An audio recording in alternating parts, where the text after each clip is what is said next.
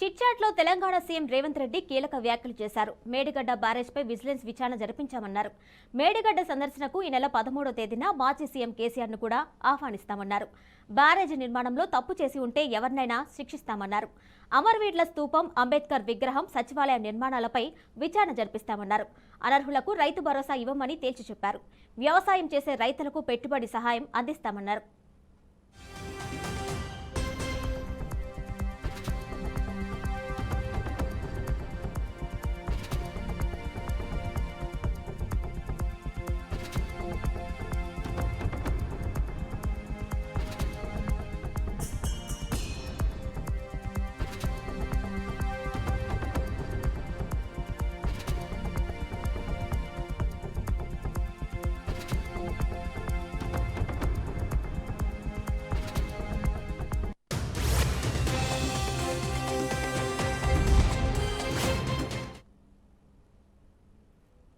దీనిపై మరింత సమాచారం మా ప్రతినిధి వాసు అందిస్తారు. వాసు,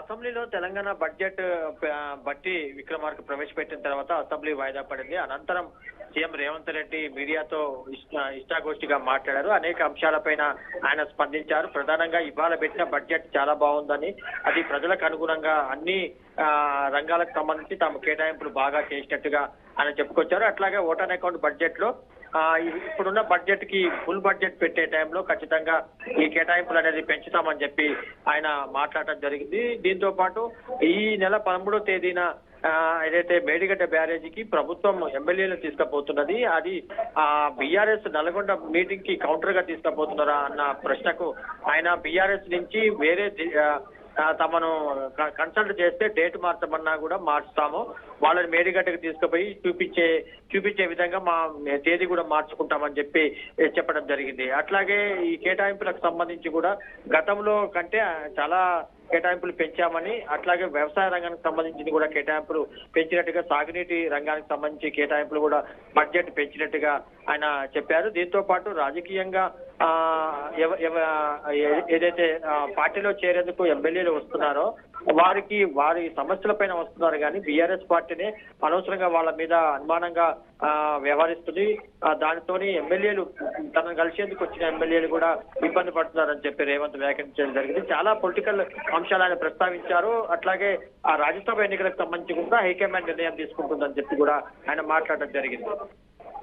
అయితే వాసు, అమరవీరుల స్తూపం, అంబేద్కర్ విగ్రహం, అలాగే సచివాలయ నిర్మాణాలపై విచారణ జరిపిస్తామని రేవంత్ రెడ్డి అయితే కీలక వ్యాఖ్యలు చేశారు. ఈ నేపథ్యంలో బీఆర్ఎస్ నేతలు ఏ విధంగా స్పందించే అవకాశం ఉంటుంది? అంటే గతంలో ఆయన పిసిసి ప్రెసిడెంట్ గా ఉన్నప్పుడే ఈ అమరవీరుల జ్యోతికి సంబంధించి అంబేద్కర్ విగ్రహం, అట్లాగే కొత్త సచివాలయ నిర్మాణం, ఈ కొత్త సచివాలయ నిర్మాణం అనేది చాలా వ్యయంతో కూడుకున్న నిర్మాణంగా కేసీఆర్ చేపట్టారు. దానికి పెట్టాల్సిన నిధుల కంటే ఎక్కువ స్థాయి నిధులను ఆయన ఆ నిధులను కేటాయించి దాన్ని భారీగా అక్కడ ధనము వృధా అయింది, దుర్వినియోగమైందని చెప్పి ఆయన మాట్లాడడం జరిగింది. దీని మీద ఖచ్చితంగా గతంలో చేయించిన తాను ఏదైతే వ్యాఖ్యలు చేశారో విచారణకు సంబంధించి ఆ విచారణ కంపల్సరీగా చేస్తానని చెప్పి, అట్లాగే అమరవీరుల జ్యోతి, అంబేద్కర్ విగ్రహ ఏర్పాటు నిర్మాణము, అట్లాగే కొత్త సచివాలయ నిర్మాణం, ఈ 3 నిర్మాణాల మీద ఖచ్చితంగా విచారణ చేపడతామని, దాంట్లో వాస్తవాలు వెలికితీసి ప్రజల ముందు ఉంచుతామని చెప్పి ఆయన మాట్లాడటం జరిగింది. Right Vasu, thank you.